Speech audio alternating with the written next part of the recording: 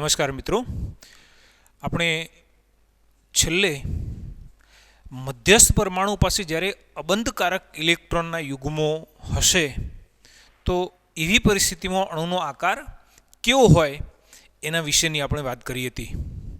મધ્યસ્થ પરમાણુ પાસે માત્ર ને માત્ર જ્યારે બંધકારક ઇલેક્ટ્રોન યુગ્મો આવેલા હોય તો અણુનો આકાર કેવો હશે એના વિશેની આપણે વાત કરી છે. હવે આપણે જોઈએ છે કે જ્યારે મધ્યસ્થ પરમાણુ પાસે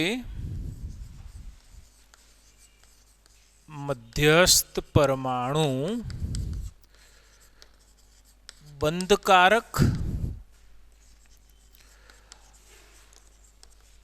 અને અબંધકારક ઇલેક્ટ્રોન યુગ્મ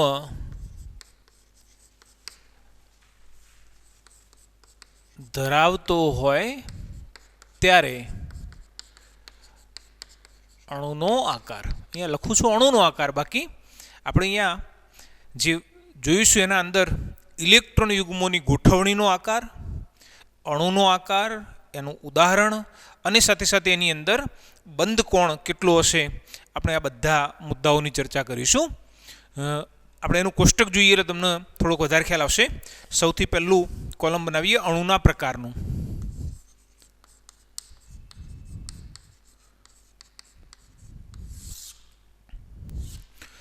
ચાલો, એના પછી બંધકારક ઇલેક્ટ્રોન યુગ્મોની સંખ્યા, મતલબ કે બોન્ડિંગ પેરની સંખ્યા, ટૂંકમાં હું લખી દઉં છું. ચાલો, એના પછી લોન પેર અબંધકારક ઇલેક્ટ્રોનના યુગ્મોની સંખ્યા. ચાલો, એના પછી જોઈએ ઇલેક્ટ્રોન યુગ્મોની ગોઠવણી. ઇલેક્ટ્રોન યુગ્મોની ગોઠવણી, ઇલેક્ટ્રોન યુગ્મો કેવી રીતે ગોઠવાશે એની આપણે વાત કરીએ. ચાલો, એના પછી જોઈએ અણુનો આકાર.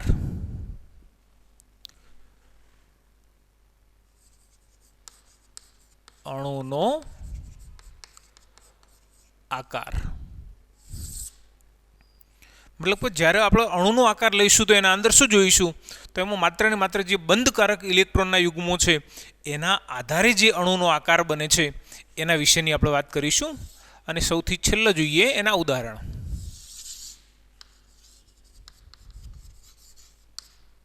બરાબર.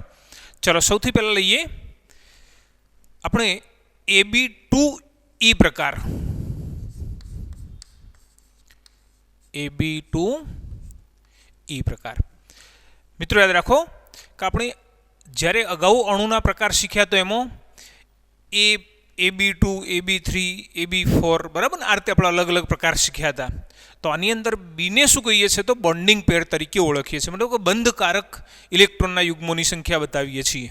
અને E એટલે લોન પેર જે યુગ્મો છે એની સંખ્યા બતાવીએ છીએ.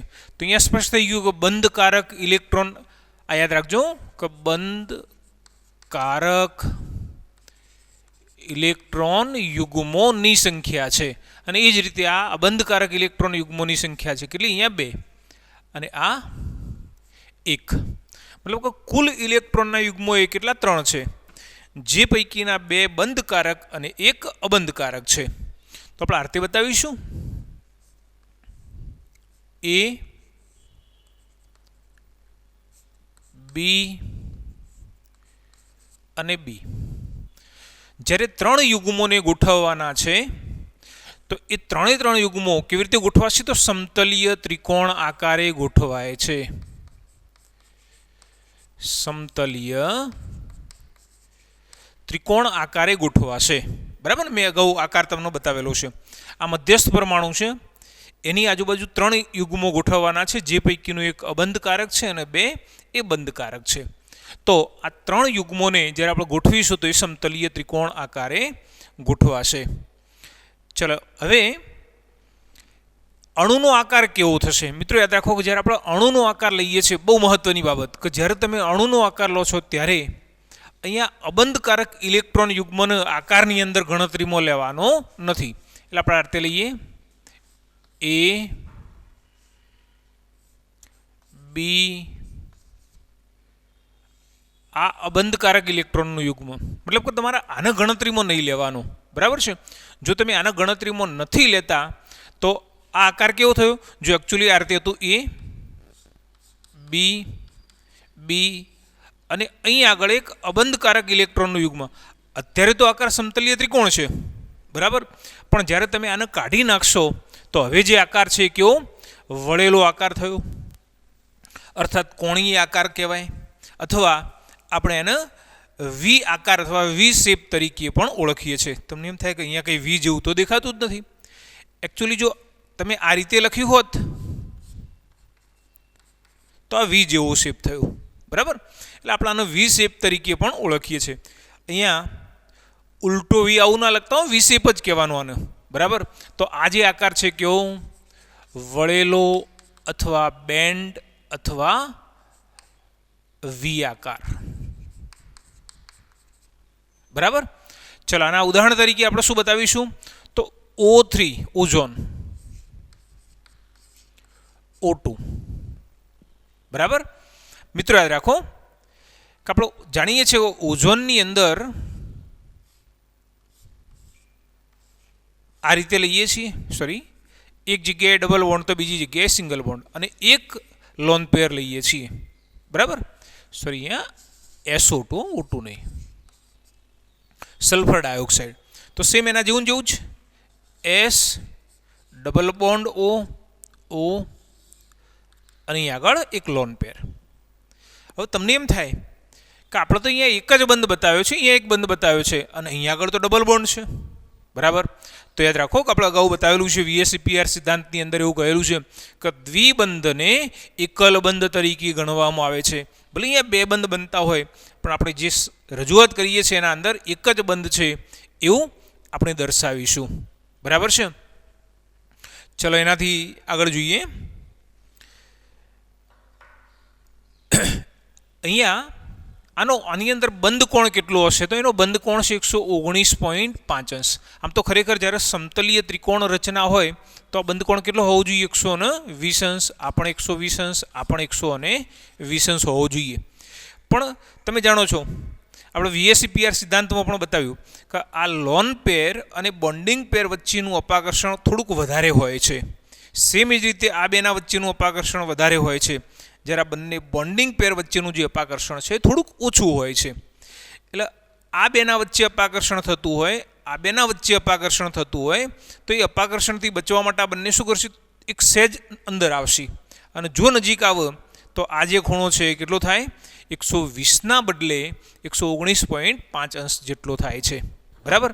મિત્રો યાદ રાખજો કે અહીંયા આ જે ખૂણો બતાવ્યો એ આ ખૂણો નથી, આ ખૂણો નથી, આ ખૂણો છે. કોઈ પણ અણુની રચનામાં બંધ કોણ આપણે કોને કહીએ છીએ? તો બંધકારક ઇલેક્ટ્રોનના યુગ્મો વચ્ચેનો જે ખૂણો છે એને આપણે બંધ કોણ તરીકે ઓળખીએ છીએ. તો અહીં આગળ આ જે બંધ કોણ છે એ આ છે. અહીંયા ઉદાહરણ તરીકે તમે દાખલા તરીકે SO2 આપેલું છે તો અહીંયા S O અને O લઈને પણ તમે દર્શાવી શકો છો, બરાબર. ચલો એનાથી આગળ જોઈએ બીજું ઉદાહરણ. જો હવે 3 યુગ્મો હોય તો 2 બંધકારક અને 1 અબંધકારક. હવે તમને એમ થાય કે આપણે એક જ બંધકારક લઈએ અને 2 અબંધકારક લઈએ તો એવું કોઈ અણુ આપણા અભ્યાસક્રમમાં આવતું નથી. એટલે આપણે જ્યારે 3ની વાત કરીએ છીએ તો એમાં એક જ ગોઠવણી શક્ય છે, 2 બંધકારક 1 અબંધકારક, બરાબર. ચાલો હવે જોઈએ 4 યુગ્મો હોય તો. જો 4 યુગ્મો લઈએ અને એની અંદર 2 બંધકારક અને 2 અબંધકારક ઇલેક્ટ્રોન યુગ્મો લઈએ તો એની ગોઠવણી કેવી રીતે થશે, બરાબર. ચાલો જુઓ, AB2 E2 એટલે કે 2 બંધકારક અને 2 અબંધકારક. જો કુલ કેટલા 4 યુગ્મો છે અને જ્યારે પણ 4 ઇલેક્ટ્રોનના યુગ્મોને ગોઠવવાના થાય તો એ સમચતુષ્ફલકીય આકારે ગોઠવાય, બરાબર. હવે જ્યારે સમચતુષ્ફલકીય આકારે ગોઠવવાના થશે તો એમાંથી 2 બંધકારક છે અને 2 અબંધકારક છે. હું આ રીતે બતાવીશ. 1 2 3 અને 4. જો અહીંયા 4 યુગ્મો લીધા, બરાબર છે, જે પૈકીના 2 કેવા? 2 બંધકારક, બરાબર ને, અને 2 અબંધકારક. અહીંયા બતાવ્યું છે બી કેટલા 2, ઈ કેટલા 2, તો આ ઈ છે બરાબર અને આ બી છે. ચલો અહીંયા ઇલેક્ટ્રોન યુગ્મોની ગોઠવણી જે છે એનો આકાર કેવો થયો તો સમ ચતુષ્ફલકીય. બરાબર છે મિત્રો. હવે જુઓ કે માની લો કે તમે જો અહીંયા અણુનો આકાર લો છો તો મેં તમને પહેલાં કહ્યું એમ કે જે બંધકારક ઇલેક્ટ્રોનના યુગ્મો છે એને ગણતરીમાં લેવાના નથી. સૌથી પહેલાં તો આ સમચતુષ્ફલકીય આકાર કેવો મેં તમને અગાઉ બતાવેલો છે. 1 2 3 અહીંયા સેન્ટ્રલ મધ્યસ્થ પરમાણુ એ અને અહીં આગળ ઉપર એ. બરાબર. ચલો દાખલા તરીકે સોરી એથી ઉપરના બાજુએ એક અહીંયા ઇલેક્ટ્રોનનું યુગ્મ આવેલું છે. હવે અહીંયા આ કેવું છે તો આ અબંધકારક, આ પણ બંધકારક, ઉપરનું અબંધકારક, આ પણ અબંધકારક. જ્યારે આ બંને કેવા છે બંધકારક. તો આપણે વાત કરી કે જ્યારે અહીંયા અણુની રચના લઈએ છીએ તો એની અંદર માત્ર ને માત્ર જે બંધકારક ઇલેક્ટ્રોનના યુગ્મો હોય એને જ ગણતરીમાં લેવાના છે, પેલા નહીં લેવાના. તો આ કાઢી નાખો, અહીંયા ઉપર છે એ પણ કાઢી નાખો, તો બાકી કેટલા વધ્યા 2 જ. અને એ મધ્યસ્થ પરમાણુ સાથે આ રીતે જોડાયેલા છે તો અણુનો આકાર કેવો થઈ ગયો સેમ આના જેવો જો વી આકાર અથવા વળેલો. બરાબર ને. તો અહીંયા આપણને આ પ્રમાણે મળશે. ઓ આપણું જે જાણીએ છીએ એવા ઉદાહરણ સાથે જોઈએ. H H. બરાબર. ચલો કેવો આકાર વળેલો આકાર અથવા વી આકાર અથવા બેન્ટ. બરાબર. તો અહીંયા Ab2E2 કે જેની અંદર 2 બંધકારક અને 2 અબંધકારક ઇલેક્ટ્રોનના યુગ્મો હશે તો ઇલેક્ટ્રોન યુગ્મોની ગોઠવણી સમચતુષ્ફલકીય, પણ અણુનો જે આકાર છે કે જેની અંદર માત્ર ને માત્ર બંધકારક ઇલેક્ટ્રોનના યુગ્મોને ગણતરીમાં લઈએ છીએ તો એની અંદર જે આકાર છે કેવો વળેલો અથવા વી આકાર હશે. અને એના ઉદાહરણ તરીકે આપણે અહીંયા બતાવી દીધું છે. H2O એ એનું ઉદાહરણ છે. ચાલો જો અહીંયા બંધ કોણ કેટલો હશે તો 104.5 અંશ જેટલો હોય છે. હવે તમને એમ પ્રશ્ન થાય કે ખરેખર તો અહીંયા સમચતુષ્ફલકીય રચના હોય તો આ ખૂણો લઈએ તો કેટલો 109.5 અંશ, મતલબ 109.28 ડિગ્રી હોવો જોઈએ. આપણે એટલો જ હોવો જોઈએ, આપણે એટલો જ હોવો જોઈએ. બરાબર ને. કોઈ પણ બેના વચ્ચેનો, આ બેના વચ્ચેનો ખૂણો લઈએ, આ બેના વચ્ચેનો લઈએ, આ બેના વચ્ચેનો લઈએ, અથવા તો ઉપર જે અબંધકારક ઇલેક્ટ્રોનનું યુગ્મ આવેલું છે એનો આ કોઈ પણ 3 પૈકીના કોઈ પણ સાથેનો ખૂણો લઈએ તો આટલો હોવો જોઈએ. પણ અહીંયા શું છે જુઓ, આ બંને અબંધકારક છે અને બંને અબંધકારક ઇલેક્ટ્રોનના યુગ્મો વચ્ચે શું થાય અપાકર્ષણ થાય, એટલે એ દૂર જાય. જો આ બંને દૂર જાય તો એ આના વધારે નજીક આવશે, મતલબ કે જો આના નજીક આવો તો એ પોતે નજીક આવવાનો પ્રયત્ન કરશે, અર્થાત અહીંયા આગળ ખૂણો કેવો નાનો થવાનો. અહીંયા બંધ કોણ 109.28 ડિગ્રીના બદલે ઘટીને કેટલો 104.5 અંશ જેટલો થાય છે. ચાલો જો ઇલેક્ટ્રોનના યુગ્મોની ગોઠવણી 4 હોય, જે પૈકીના 3 બંધકારક અને 1 અબંધકારક હશે તો આપણે એના આરતી બતાવીશું.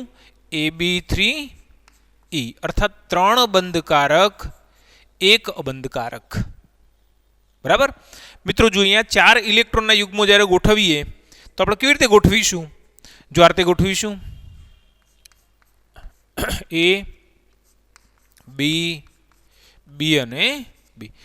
જ્યારે ઇલેક્ટ્રોનના યુગ્મોની સંખ્યા 4 હોય તો આકાર ફિક્સ જ થઈ ગયો, કયો સમ ચતુષ્ફલકીય. બરાબર છે. 3 બંધકારક 1 2 અને 3 બંધકારક 1 અબંધકારક. હવે તમે જુઓ કે જો તમે અણુનો આકાર લેતા હશો તો એમાં આપણે અગાઉ બતાવ્યું છે એમ કે અબંધકારક ઇલેક્ટ્રોનના યુગ્મને ગણતરીમાં લેવાનો નથી. અને જો અબંધકારક ઇલેક્ટ્રોનના યુગ્મને ગણતરીમાં ના લઈએ, મતલબ કે આને ગણતરીમાં ના લઈએ તો કેવો આકાર આવશે આ પ્રકારનું NH. અહીં આગળ એક અબંધકારક ઇલેક્ટ્રોનનું યુગ્મ. બોલો કેવો આકાર થઈ ગયો જો આ રીતે. અહીંયા મધ્યસ્થ નાઇટ્રોજન પરમાણુ. બરાબર. પછી એક હાઇડ્રોજન અહીંયા બંધકારક, હાઇડ્રોજન બંધકારક, હાઇડ્રોજન બંધકારક, અને એક અબંધકારક એ ઉપરના તરફ છે. બરાબર છે.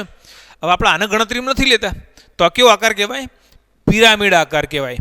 પિરામિડ કોને કહીશું કે જેનો ઉપરનો ભાગ બિંદુવત હશે, ટોચ હશે, અને નીચેનો જે ભાગ છે એ કો તો ત્રિકોણ હોય, કો તો ચોરસ હોય, કો તો પંચકોણ હોય, કો તો ષષ્ટકોણ હોય. બરાબર ને? તો આપણે એને પિરામિડ તરીકે ઓળખીએ છીએ. બરાબર. જો વર્તુળાકાર હોય તો એને શું કહેવાય? શંકુ કહેવાય. પણ નીચેનો પાયો ત્રિકોણ, ચોરસ, પંચકોણ, ષષ્ટકોણ, સપ્તકોણ, અષ્ટકોણ ગમે તેટલો હોય તો આપણે એને પિરામિડ તરીકે ઓળખીએ છીએ. હવે અહીંયા પિરામિડનો બેઝ જેવો હોય એ પ્રકારનો પિરામિડ કહેવાય. તો અહીંયા પિરામિડ કેવો? ત્રિકોણીય છે. મતલબ કે એનો બેઝ એ ત્રિકોણ છે એટલે આપણે એને શું કહીશું? ત્રિકોણીય પિરામિડ અથવા પિરામિડલ. બરાબર. ચાલો મિત્રો જુઓ, આજે આકાર આપણને મળ્યો કેવો? ત્રિકોણીય પિરામિડલ આકાર પ્રાપ્ત થાય છે, જે તમે અહીંયા જોઈ શકો છો. ચલો અહીંયા ઉદાહરણ તરીકે શું લેવાના? NH3 આપણે ઉદાહરણ તરીકે લીધેલું છે. ચલો આની અંદર બંધકોણ કેટલો હશે?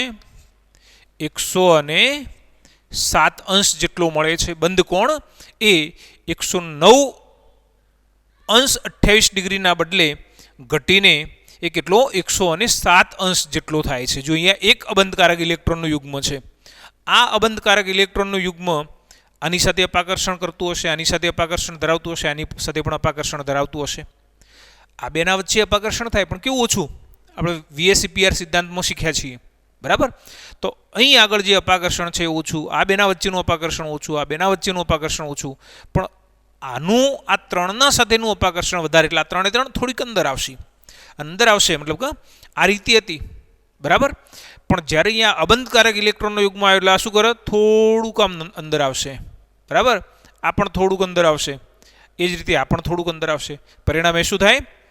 આ બધા વચ્ચેનો, આ બેના વચ્ચેનો, આ બેના વચ્ચેનો, આ બેના વચ્ચેનો ખૂણો ઘટશે અને 109 અંશ 28 ડિગ્રીના બદલે 107 અંશ થશે. બરાબર. ચલો હવે જોઈએ ઇલેક્ટ્રોનના યુગ્મ. જો આમાં 4 ઇલેક્ટ્રોનના યુગ્મો હોય તો આ બે ગોઠવણી શક્ય બનશે. 2, 2, 3, 1. આ સિવાય બીજી કોઈ ગોઠવણી નથી. તમને એમ થાય કે 1 અને 3 લઈએ તો એવું કોઈ અણુ જ નથી કે જેમાં મધ્યસ્થ પરમાણુ પાસે એક બંધકારક હોય અને 3 અબંધકારક હોય. એવું કોઈ અણુ નથી. બરાબર. એટલે આવી બે જ ગોઠવણી છે. ચાલો હવે આગળ જોઈએ કે જેમાં મધ્યસ્થ પરમાણુ પાસે 5 ઇલેક્ટ્રોનના યુગ્મો હોય, જે પૈકીના 4 બંધકારક અને 1 અબંધકારક છે. 4 અને 1. બરાબર. તો હવે જો આ પ્રકારની ગોઠવણી હશે તો એની અંદર ઇલેક્ટ્રોનના યુગ્મોને કેવી રીતે ગોઠવીશું? જો 5 ઇલેક્ટ્રોનના યુગ્મો ગોઠવાય તો કેવી રીતે ગોઠવાના? ત્રિકોણીય દ્વિપિરામિડલ. બરાબર. હવે ત્રિકોણીય દ્વિપિરામિડલ કેવી રીતે બનશે? A, B, B, B અને 1 અબંધકારક. મતલબ અહીંયા 3 સમતલની અંદર છે. આ ત્રણે ત્રણ જે ઇલેક્ટ્રોનના યુગ્મો છે, બંધકારક અથવા તો અબંધકારક, આ કેવા છે? ત્રિકોણાકારના છે. સમતલીય ત્રિકોણાકાર. આ ત્રણે ત્રણ એક જ સમતલની અંદર. અહીંયા આગળ એ છે, અહીંયા બી છે, અહીંયા બી છે, અહીં આગળ એક અબંધકારક ઇલેક્ટ્રોનનું યુગ્મ છે. મતલબ કે આ બધાને જોડવાથી શું બને? આ રીતે ત્રિકોણ બનશે. બરાબર. હવે એક બી ઉપર તરફ છે, મતલબ કે આ રીતે છે, અને એક બી અહીંયા પાછળની બાજુએ છે. અહીંયા ઉપર જે એ હતો એ દાખલા તરીકે આ બાકીના બધાના હાથે જોડી દઈએ એટલે શું બની જાય? પિરામિડ બની જાય. બરાબર ને? આ રીતે ઉપર બિંદુવત અને અહીંથી બેઝ કેવો? ત્રિકોણાકાર. સેમ એના જેવું જો અહીંયા નીચે પણ એ જ પ્રકારે પિરામિડ બનશે, પણ જેમ અહીંયા ઉપર બિંદુવત ભાગ હતો એમ અહીંયા નીચે બિંદુવત ભાગ હશે. એટલે અહીંયા 2 પિરામિડ બને છે. બંને એક જ બેઝ સાથે જોડાયેલા છે, જેને આપણે શું કહીએ છીએ? ત્રિકોણીય દ્વિપિરામિડલ અથવા દ્વિપિરામિડ. તો અહીંયા જો આ પ્રકારે ગોઠવણી લઈએ છીએ તો ત્રિકોણીય દ્વિપિરામિડ પ્રકારની ગોઠવણી બને છે. ચલો અહીંયા અણુનો આકાર કયો લઈશું, અથવા તો આપણે એનું કયું ઉદાહરણ સમજાવીશું? S, મધ્યસ્થ પરમાણુ S લઈએ. F, F, F અને અહીં આગળ એક અબંધકારક ઇલેક્ટ્રોનનું યુગ્મ. બરાબર. ચલો અહીંયા અણુનો આકાર કેવો? તો અણુનો આકાર છે સીસો. આમાં ખબર નહીં પડે, આપણે એના માટે બીજો શબ્દ વાપરીએ છીએ, ચીચવો. કેટલાકને તો આ પણ ખબર નહીં પડે. તમે કદાચ બગીચાની અંદર જોયું હશે ઊંચક નીચક, બરાબર ને? સ્ટેન્ડ ઉપર એક જે આડો ભાગ આ રીતે ઊભો કરેલો હોય એના ઉપર બે જણા સામસામે બેસીને જેનું વજન જેનું વધારે હશે એનો ભાગ નીચે તરફ, જેનું વજન ઓછું હોય ઉપર તરફ, બરાબર ને? ઉપર નીચે ઊંચક નીચક થતું હોય તો એને આપણે ચીચવા તરીકે ઓળખીએ છીએ. હવે તમને એમ લાગે કે કંઈક એવો આકાર તો અહીંયા તો સ્પષ્ટ થતો નથી, બરાબર છે? પણ તમે જુઓ કે દાખલા તરીકે આ બંનેને આપણે બેઝ તરીકે લઈએ. આનો આકાર કેવો બતાવ્યો હતો? મેં જો આ રીતે બતાવ્યો હતો. એસ મતલબ આ પ્રકારનું જે ત્રિકોણીય દ્વિપિરામિડ છે તો એની અંદર શું હશે? જો અહીંયા બે આ રીતે, બરાબર? ત્રીજો અહીંયા આગળ, પણ આ અબંધકારક છે એટલે આપણે એને કાઢી નાખીશું, બરાબર? ચલો અહીંયા બે કેવા હશે? લંબ સ્વરૂપે, એક આ રીતે, એક આ રીતે.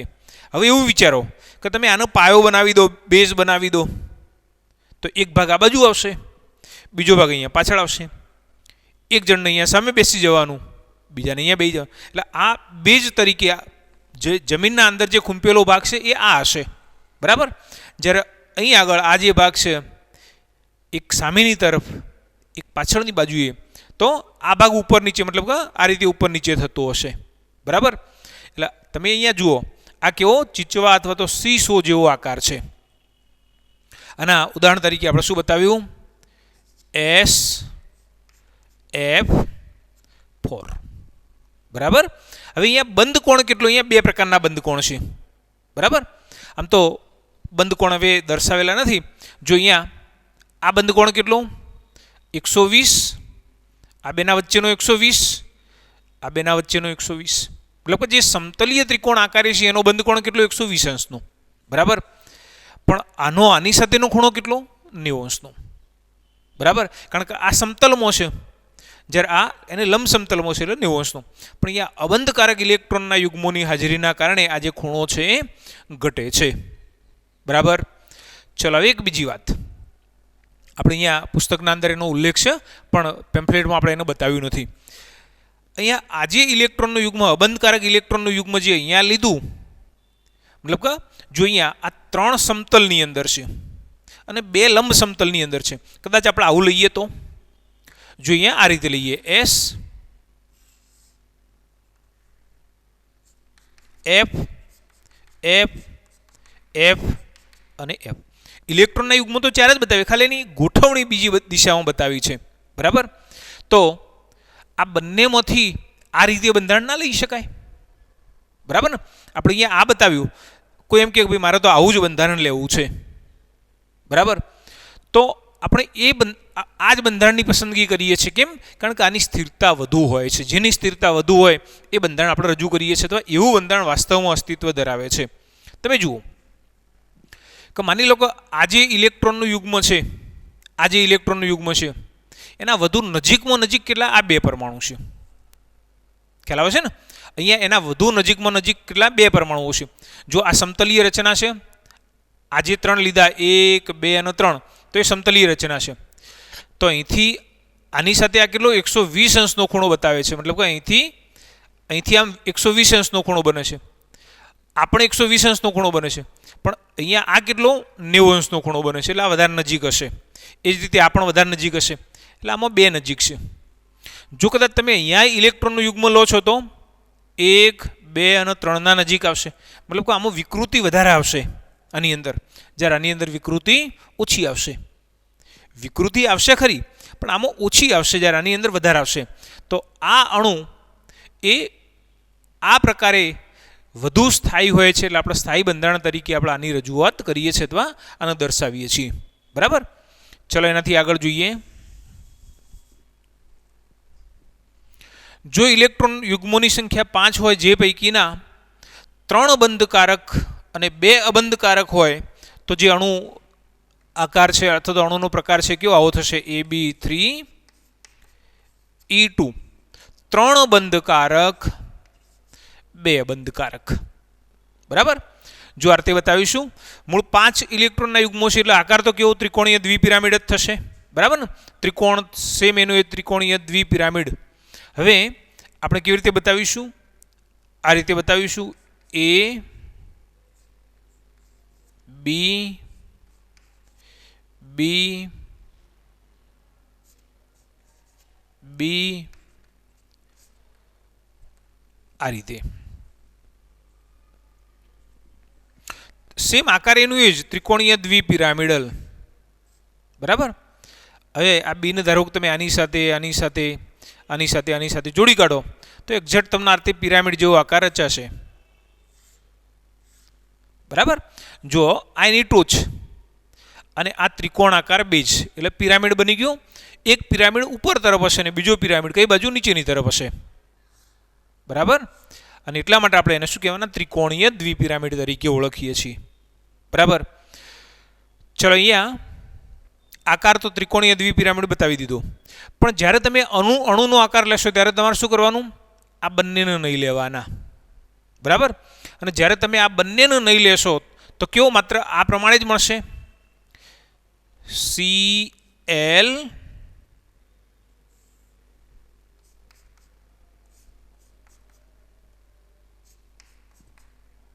હું આ બાજુ લઉં એટલે તમને થોડોક વધારે ખ્યાલ આવશે. પેલા કરતો આમાં જુદું દેખાશે એટલા માટે.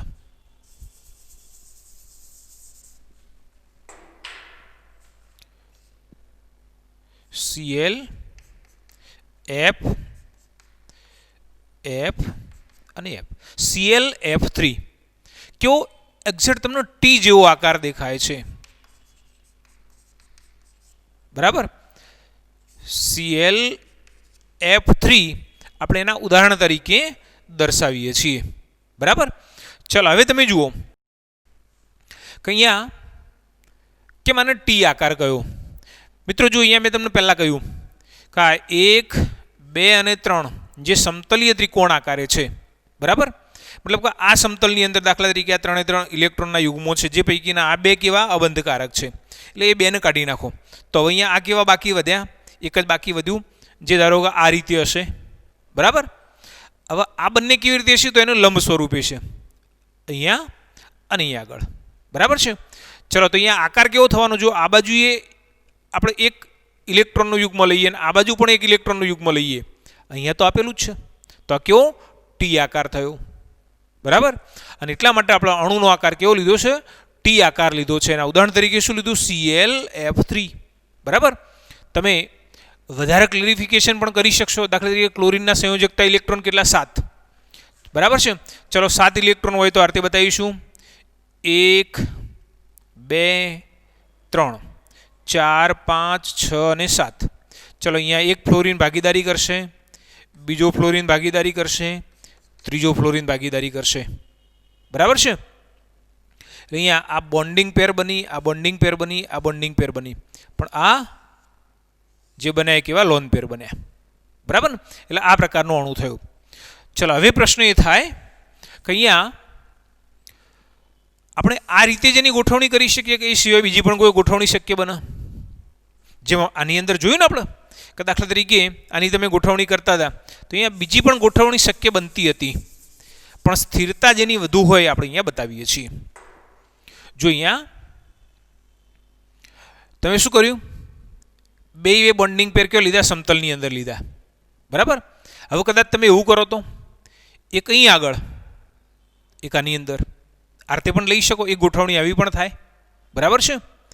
એક ગોઠવણી એવી પણ થાય કે જે લોન પેર છે ઉપર નીચે. બરાબર. તો અહીંયા જો હંમેશા એક વસ્તુ તમારે યાદ રાખવાની કે આ પ્રકારના બંધારણની અંદર જેટલા લોન પેર એકબીજાથી વધુ દૂર હશે, અર્થાત જેટલું અપાકર્ષણ ઓછામાં ઓછું થતું હશે, એટલી એની જે સ્થિરતા છે એ વધુ મળશે. અને જેટલી સ્થિરતા વધુ મળશે એટલી એની સ્થાયીતા એ વધુ હશે, મતલબ કે વધુ સ્થાયી હશે. બરાબર. તો આ રીતે આપણે આવા કોઈ પણ અણુનો જે આકાર છે એ રજૂ કરી શકીએ છીએ, દર્શાવીએ છીએ. સ્થિરતા કોની વધારે હશે એ પણ બતાવીએ છીએ. ચલો હવે જોઈએ. આ જરાક નોટ કરી લેજો. આપણા પેમ્ફલેટની અંદર આપેલું તો છે જ, પણ છતાંય જોઈ લેજો એકવાર. ચલો હવે એનાથી વધુ મતલબ કે જો ઇલેક્ટ્રોનના યુગ્મોની સંખ્યા 6 હોય તો આપણે એને કેવી રીતે રજૂ કરીશું, કેવી રીતે દર્શાવીશું?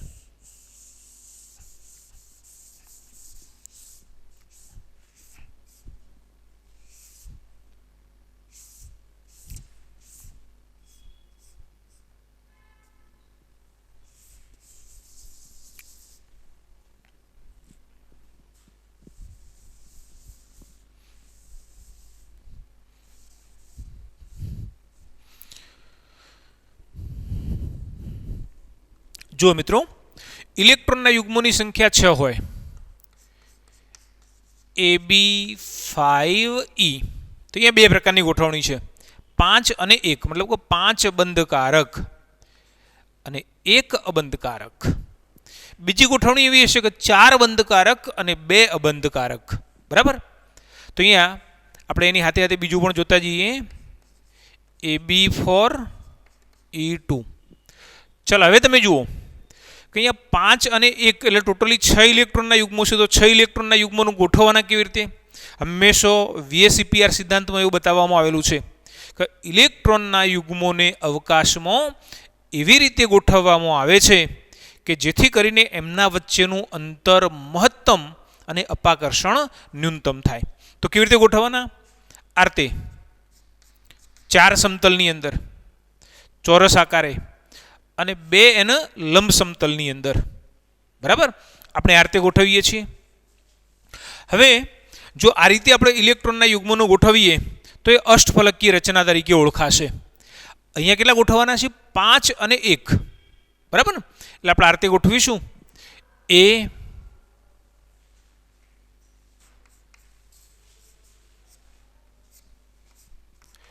B, B, B, આ રીતે ગોઠવીશું. ચાલો તમે જુઓ, અહીંયા આ ચારે ચાર એક જ સમતલની અંદર ગોઠવ્યા છે. બરાબર? અને 2 લંબ સમતલની અંદર ગોઠવ્યા છે. મતલબ કે આ જે અણુનો આકાર છે કેવો?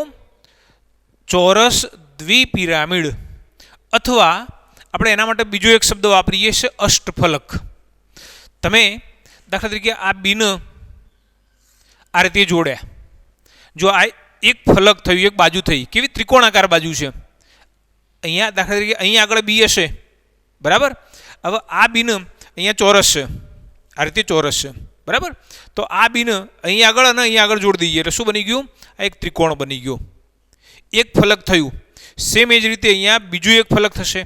જો આ એક ફલક, આ બીજું ફલક થયું, ત્રિકોણાકાર ફલક, આ ત્રીજું ફલક થયું અને આ ચોથું ફલક થયું. 4 ફલક એ ઉપરની બાજુ અને સેમ એ જ રીતે અહીંયા 4 ફલક એ નીચેની બાજુ થવાના. બરાબર છે? તો આ રીતે આ જે આકાર બન્યો એ કેવો?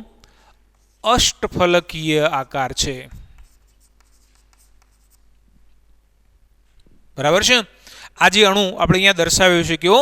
અષ્ટફલકીય આકાર ધરાવે છે. ચલો હવે અહીંયા અબંધકારક ઇલેક્ટ્રોનના યુગ્મને જો કાઢી નાખીએ તો અણુનો આકાર મળશે. અને અણુનો આકાર કેવો મળશે? તો આ રીતે મળશે, A, B, એક B અહીંયા આગળ.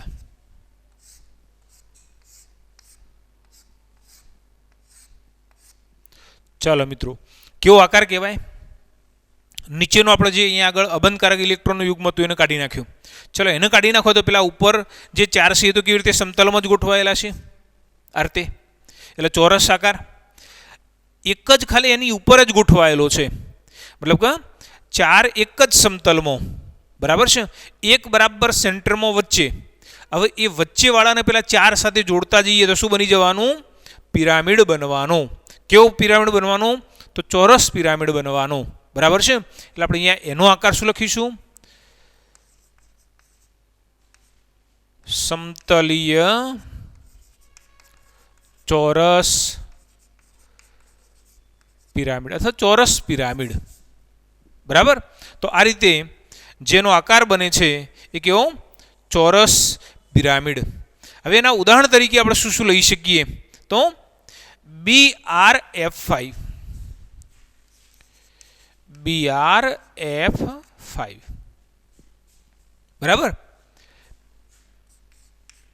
PF5 બરાબર. તો અહીંયા આપણે આ પ્રમાણે આ પ્રકારના સંયોજનને દર્શાવીએ છીએ બરાબર. તો અહીંયા AB5 એ પ્રકાર કે જેમાં બંધકારક 5 અને અબંધકારક 1 ઇલેક્ટ્રોનનું યુગ્મ હોય તો એની ઇલેક્ટ્રોન યુગ્મોની ગોઠવણી અષ્ટફલકીય, જ્યારે અણુનો આકાર એ આ રીતે સમચોરસ પિરામિડ અથવા ચોરસ પિરામિડ તરીકે આપણે દર્શાવીએ છીએ. એના ઉદાહરણ તરીકે BrF5 PF5 લઈએ છીએ. મિત્રો અહીંયા યાદ રાખો કે તમે કોઈ પણ દાખલા તરીકે તમે આપણે અહીંયા આગળ જે અબંધકારક અહીંયા લીધું એવું તમે ગમે તે જગ્યાએ લેશો, મતલબ કે ઉપર બી લઈ શકાય, નીચે પણ લઈ શકાય, આપણે અહીંયા નહીં લઈએ બરાબર છે, કારણ કે આ એક જ સમતલની અંદર આવેલી ગોઠવણી છે. એટલે સમતલીય ગોઠવણીની અંદર આજે એકચ્યુઅલી અહીંયા આ બંધ લંબાઈ અને આ બંધ લંબાઈ જ્યારે આવી ચોરસ રચના બનશે એટલે આ લંબાઈ એ પ્રમાણમાં થોડીક વધારે હશે ને વધારે હશે તો વધારે દૂર હશે, કો તો ઉપરનું કો તો નીચેનું. એટલે હંમેશા ઇલેક્ટ્રોન અબંધકારક ઇલેક્ટ્રોન યુગ્મ કો તો ઉપર કો તો નીચે ગોઠવાશે બરાબર. ચાલો હવે છેલ્લે આપણે જોઈએ કે AB4E2 જ્યારે બંધકારક ઇલેક્ટ્રોનના યુગ્મોની સંખ્યા 4 અને અબંધકારક ઇલેક્ટ્રોનના યુગ્મોની સંખ્યા 2 હોય તો કુલ ઇલેક્ટ્રોનના યુગ્મો તો કેટલા 6 હશે બરાબર. અને જો 6 ઇલેક્ટ્રોનના યુગ્મો ગોઠવવાના હોય તો સેમ આના જેવી અષ્ટફલકીય રચના બનવાની. મિત્રો ફરીથી યાદ રાખજો કે અષ્ટફલકીય રચના કેવી રીતે નક્કી કરી, તો ખરેખર તો આ શું છે, એક ચોરસ છે બરાબર. મધ્યમાં એ પરમાણુ અને મધ્યની અંદર જે એ પરમાણુ છે એની આજુબાજુ 4 ખૂણાની અંદર 4 બી પરમાણુ જે એક જ સમતલની અંદર ચોરસની રચના કરે છે બરાબર. એના ઉપરના ભાગે બી અને એના નીચેના ભાગે બી અથવા અબંધકારક ઇલેક્ટ્રોનનું યુગ્મ છે. એટલે જ્યારે તમે આ બીને આ ચોરસ સાથે જોડી દેશો તો શું બનશે, આ રીતે એક સપાટી ત્રિકોણાકાર, બીજી ત્રિકોણાકાર, ત્રીજી ત્રિકોણાકાર અને ચોથી ત્રિકોણાકાર. તમે જોઈ શકો છો અહીંયા દરેકમાં ત્રિકોણ જ બને છે. જો આ ત્રિકોણ બન્યો, આ પણ ત્રિકોણ બન્યો, આ પણ ત્રિકોણ બન્યો બરાબર, અને આ પણ ત્રિકોણ બની ગયો. એટલે આ શું બન્યું, અહીંયા 4 ત્રિકોણાકાર સપાટી ઉપર તરફ બની અને 4 ત્રિકોણાકાર સપાટી અહીંયા નીચે તરફ બનશે. એટલે કુલ ત્રિકોણાકાર સપાટી અર્થાત જે આવી સપાટી છે ને આપણે શું કહીએ છીએ, ફલક કહીએ છીએ, બાજુ કહીએ છીએ. તો આવા કેટલા ફલક બન્યા, 4 અને 4 નીચે એટલે 8, એટલે આપણે એને અષ્ટફલક કહીએ છીએ બરાબર. તો અહીંયા કેવી રીતે ગોઠવાશે, એ બી બી અને બી બરાબર. આ 4 બંધકારક ઇલેક્ટ્રોનના યુગ્મ અર્થે સમતલીય ચોરસ આકારે ગોઠવી દીધા. ચલો હવે અહીંયા આગળ 2 એ અબંધકારક છે.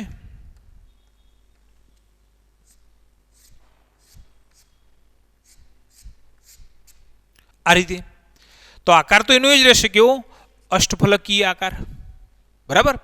પણ જ્યારે તમે અણુની રચના લો છો તો એની અંદર આ અબંધકારક ઇલેક્ટ્રોનના યુગ્મોને ગણવાના નથી.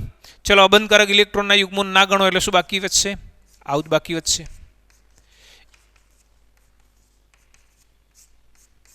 મતલબ કે એક જ સમતલની અંદર મધ્યસ્થ એની આજુબાજુ જે 4 બી પરમાણુ છે એ જ બાકી વધશે. તો કેવો આકાર બનશે, સમતલીય ચોરસ બરાબર ને. સમતલીય એક જ સમતલમાં છે એટલા માટે આપણે એને શું કહીએ છીએ, સમતલીય ચોરસ આકારથી દર્શાવીએ છીએ. ચલો એના ઉદાહરણ તરીકે શું લઈએ, XeF4 ઝેનોન ટેટ્રાફ્લોરાઇડ નિષ્ક્રિય વાયુ તત્વ છે, કયું, ઝેનોન, અને 4 ફ્લોરિન એની સાથે જોડાયેલા છે બરાબર છે. આની અંદર 2 અબંધકારક ઇલેક્ટ્રોનના યુગ્મો હશે. તમને કદાચ યાદ હશે કે ઝેનોનની બાહ્યતમ કક્ષામાં કેટલા 8 ઇલેક્ટ્રોન હોય બરાબર. 1 2 3 4 5 6 7 અને 8. ચલો અહીંયા આગળ એક ફ્લોરિન, બીજો ફ્લોરિન, ત્રીજો ફ્લોરિન અને ચોથો ફ્લોરિન, 4 ફ્લોરિને ઇલેક્ટ્રોનની ભાગીદારી કરી એટલે આવું બની ગયું. એટલે 4 બંધકારક અને 2 અબંધકારક બરાબર. અહીંયા જો ઉપર નીચે સમતલના ઉપર નીચે જ્યારે બંધકારક ઇલેક્ટ્રોન યુગ્મો ગોઠવાય તો એની સ્થિરતા સૌથી વધુ હોય, એટલા માટે આપણે અહીંયા ઉપર નીચે બંધકારક ઇલેક્ટ્રોન યુગ્મો ગોઠવ્યા છે. બરાબર છે. તો અહીંયા આપણે મધ્યસ્થ પરમાણુ કે જે બંધકારક અને અબંધકારક એવા બંને પ્રકારના ઇલેક્ટ્રોન ધરાવતો હોય તો અણુના આકાર કેવા છે એના વિશેની વાત કરી છે.